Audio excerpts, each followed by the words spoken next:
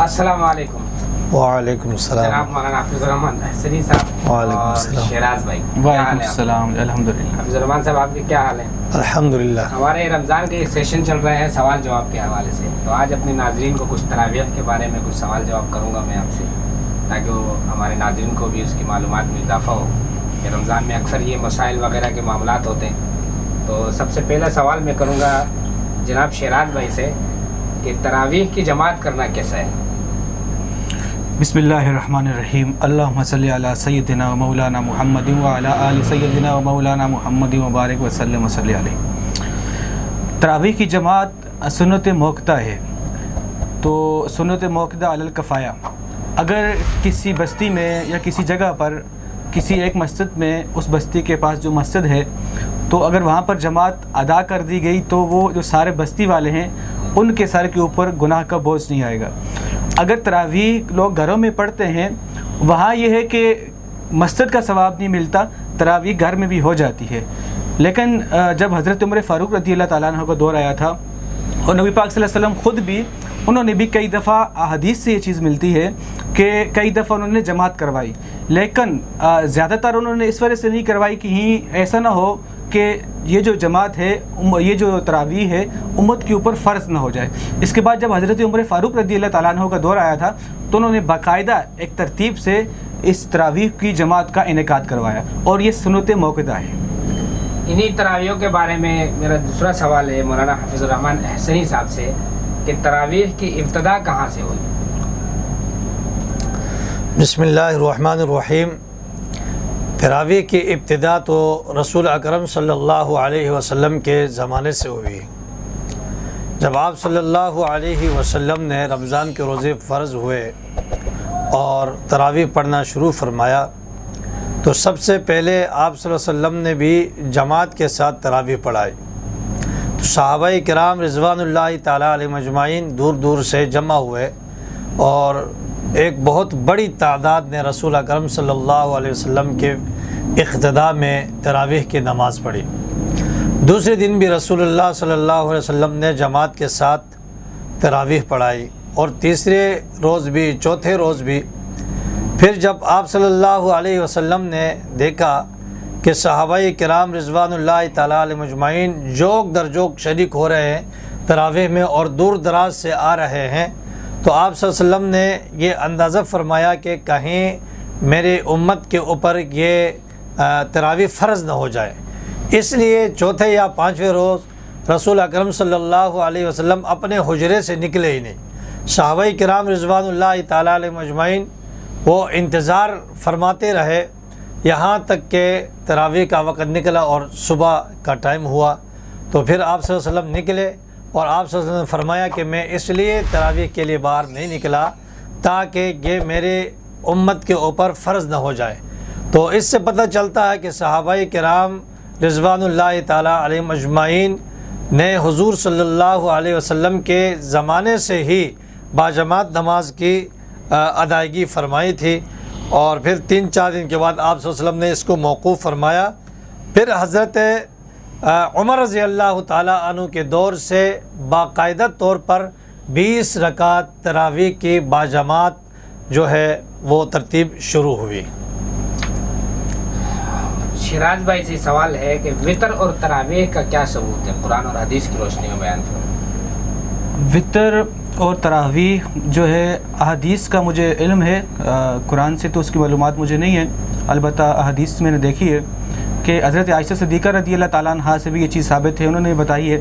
اس کے علاوہ طبرانی اور بہقی کے اندر بھی حضرت عبداللہ بن عباس رضی اللہ تعالیٰ عنہ سے یہ چیز روایت ملتی ہے کہ آپ صلی اللہ علیہ وسلم نے وطر کے بعد پھر تراویح ادا کی ہے، اور 20 تراویح کا بھی باقاعدہ اس چیز میں یہ بات موجود ہے کہ آپ صلی اللہ علیہ وسلم نے 20 تراویح ادا کی ہے.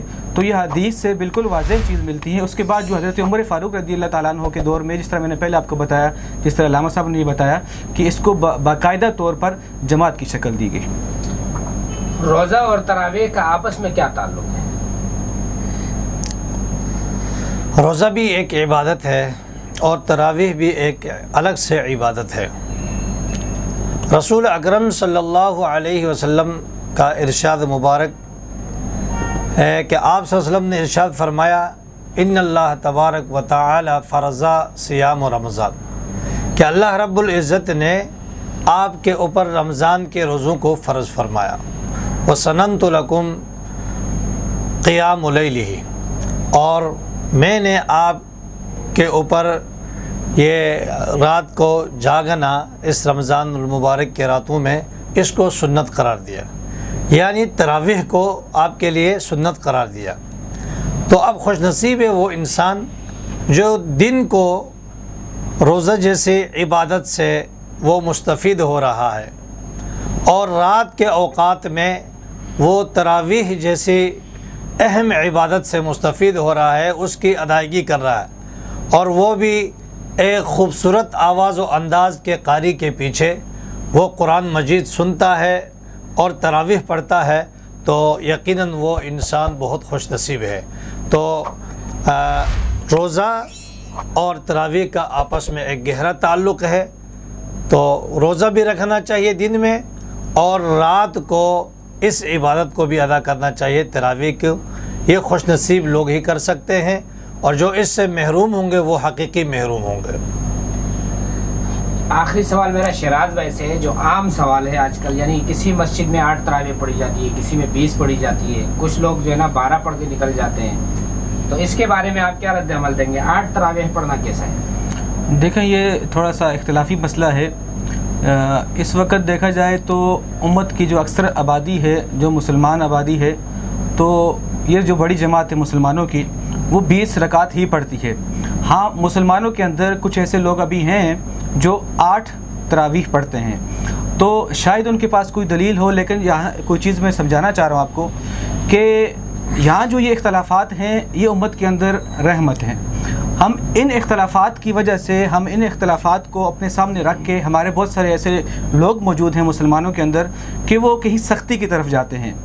اگر کسی کے پاس ان کی کوئی دلائل ہیں تو دلائل سے وہ بات کر رہے ہیں، تو میرے خیال سے وہ ان کے پاس کوئی دلیل ہوگا، شاید وہ نبی پاک صلی اللہ علیہ وسلم کے حدیث پاک کا مفہوم بھی ہے، یا ہم نے علماء سے سنا بھی ہے کہ نبی پاک صلی اللہ علیہ وسلم نے جتنا بھی کام کیا، مطلب عبادات میں، ریاضات میں، جس طرح بھی، تو امت کہیں نہ کہیں کسی نہ کسی طریقے سے اس کو پورا کر رہی ہے۔ تو مختصراً آپ کو یہ جواب دوں کہ اس وقت جو بڑی جماعت ہے مسلمانوں کی، وہ 20 رکعت پڑھتی ہے۔ ماشاءاللہ، بڑا آپ نے جو ہے نا مدلل ایک جواب دیا۔ حافظ الرحمن صاحب سے میرا ایک سوال ہے آخری، جو شخص روزے کی طاقت نہ رکھتا ہو، کیا وہ بھی تراویح پڑھے؟ جی، وہ ایسا مریض جو روزہ رکھنے کی صلاحیت اور طاقت نہیں رکھتا، اس کے اندر ہمت نہیں ہے، تو اس کو غالباً کل کے پروگرام میں بھی میں نے اس کا ایک سوال آپ نے کیا تھا، اس کا جواب میں نے دیا کہ کچھ لوگوں کے لیے رخصت ہے روزے میں، تو ان میں سے ایک یہ شخص بھی ہے جو روزہ رکھنے کی طاقت نہیں رکھتا ہے، تو ایسے لوگوں کے لیے رخصت ہے۔ اگر وہ روزے کی طاقت نہیں رکھتا، روزہ تو اس نے نہیں رکھا دن بھر، لیکن اس کو بیٹھ کر یا کسی بھی انداز میں وہ تراویح پڑھ سکتا ہے، تو میرے خیال میں اس کو پڑھنا چاہیے، اور یہ بہت اجر و ثواب کا کام ہے۔ یہ نہ ہو کہ روزے نہیں رکھا ہے تو اب تراویح بھی پڑھنا وہ چھوڑ دے، یہ درست نہیں ہے۔ بہت بہت شکریہ مولانا حافظ الرحمن حسینی صاحب اور چینل کے میزبان شیراز بھائی۔ ہمارے کیمرہ مین بھی کل بیمار بھی تھے، دعا کیجیے گا اللہ تعالیٰ ان کو بھی صحت دے۔ آمین۔ جزاک اللہ۔